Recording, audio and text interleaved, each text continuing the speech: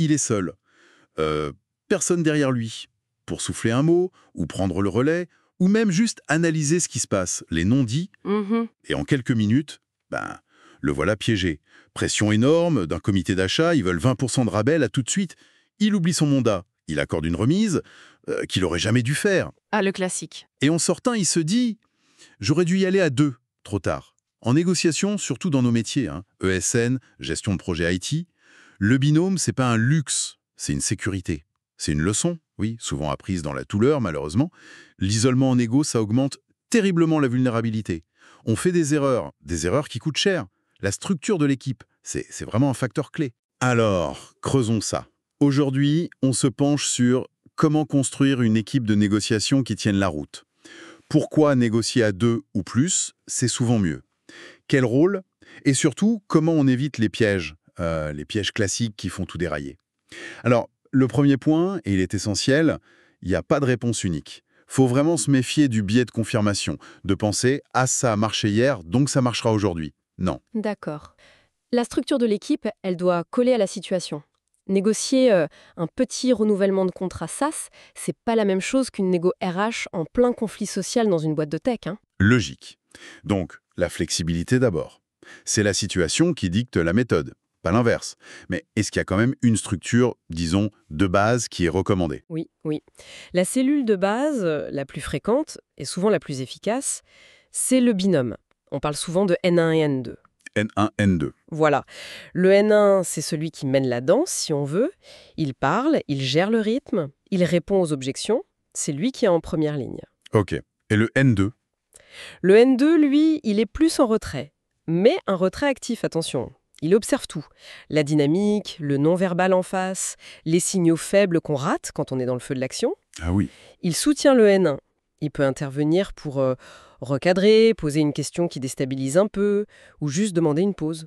Donc, le N1 est sous pression, charge cognitive, émotionnelle. Et le N2 apporte cette vue d'hélicoptère plus stratégique.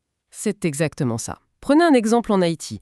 Un chef de projet, le N1, négocie un avenant un peu compliqué sur une prestation. Mhm. Il peut être accompagné d'un architecte technique, le N2.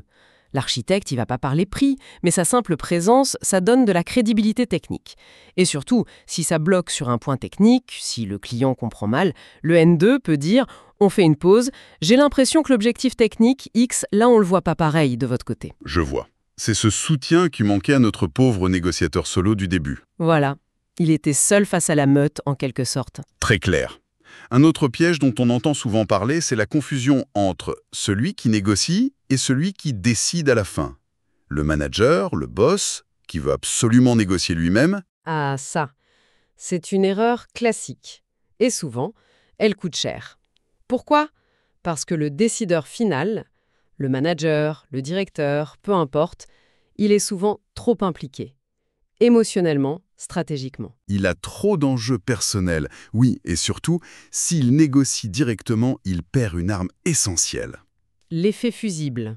L'effet fusible. C'est-à-dire, expliquez-nous ça. L'effet fusible, c'est la capacité qu'a le négociateur qui, je le répète, n'est pas le décideur final, de dire « Écoutez, votre proposition est intéressante, mais sur ce point précis, je dois absolument voir avec ma direction ou mon manager. Je ne peux pas m'engager seul là-dessus, je reviens vers vous demain à 14 heures. » D'accord. Et ça sert à quoi concrètement? Mais ça fait plusieurs choses. D'abord, ça gèle la pression. Pouf, on arrête le chrono. Ensuite, ça donne du temps pour analyser, préparer une contrepartie, réfléchir. Ça protège aussi la relation, on montre qu'on prend les choses au sérieux. Et enfin, ça préserve l'autorité du vrai décideur qui n'est pas mis en difficulté en direct. Logique. Si c'est le big boss qui négocie lui-même, il ne peut plus dire « je dois demander à mon chef ». Il est coincé. Donc la règle d'or, c'est vraiment le décideur ne négocie jamais, le négociateur ne décide jamais seul. Implacable. Et si la situation demande plus de monde? Imaginons 4 personnes de notre ESN face à 3 acheteurs d'un grand groupe. Ça arrive. Absolument. Et là, la discipline, elle doit être encore plus stricte. Le principe de base reste le même. C'est un binôme, N1, N2, qui mène la discussion, qui prend la parole. Et les autres? Les 2 autres de l'ESN dans notre exemple? Ils sont en soutien, mais en soutien silencieux face aux clients. Leur rôle est crucial, mais ils se jouent différemment. Ils observent, ils prennent des notes très détaillées, ils analysent les réactions, les arguments. Ils peuvent échanger des notes discrètement avec le N2, par exemple. Ok. Et surtout, ils sont là pour les pauses, les apartés, pour aider le binôme à recalibrer la stratégie si besoin.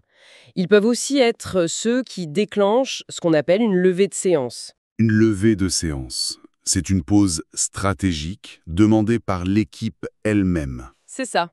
Si le N1 ou le N2 sentent que ça part mal, qu'ils sont dans le dur, qu'une limite est franchie, ou simplement qu'il faut se parler entre eux, un des membres en soutien peut intervenir très calmement. Messieurs, nous proposons de prendre 5 minutes pour nous concerter en interne sur ce point. On revient vers vous tout de suite. Et hop, on sort. Voilà. Et en coulisses, l'équipe débrief. Ok, on a dépassé la limite là. Attention à tel argument. On recadre comme ça. Voire même, on peut décider d'une relève. Si le binôme N1-N2 est vraiment épuisé ou en difficulté, un autre binôme préparé peut prendre le relais pour la suite. Mais face à l'autre partie, l'important c'est une seule voix, celle du binôme désigné. C'est très structuré en fait. Donc, si on devait résumer les points clés pour bien monter son équipe de négo. Alors, 1.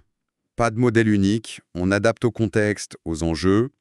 2. Le binôme N1, celui qui parle, et N2, celui qui observe et soutient, c'est la base la plus solide. OK ? Ne jamais confondre le rôle du négociateur et celui du décideur final. Sinon, adieu l'effet fusible et bonjour les problèmes. Bien noté. Et enfin, 4e règle. Si l'équipe est plus large, discipline de fer. Un binôme parle, les autres soutiennent en silence, et on utilise les pauses, les levées de séance, voire les relèves si c'est nécessaire. En gros, l'isolement ça rend vulnérable. La négociation, c'est un sport d'équipe. Eh bien, merci beaucoup pour cet éclairage. C'est vrai qu'on sous-estime souvent l'importance de ne pas y aller seul et de bien penser sa structure d'équipe. C'est fondamental. Merci d'avoir suivi cette analyse avec nous. Et dans notre prochaine discussion, on va s'attaquer à un moment tout aussi critique, sinon plus. Les tout premiers mots. Comment on ouvre une négociation sans se mettre direct dans le rouge? Quelles sont les phrases à bannir? Comment on pose un cadre solide dès la première minute? On explore ça très bientôt.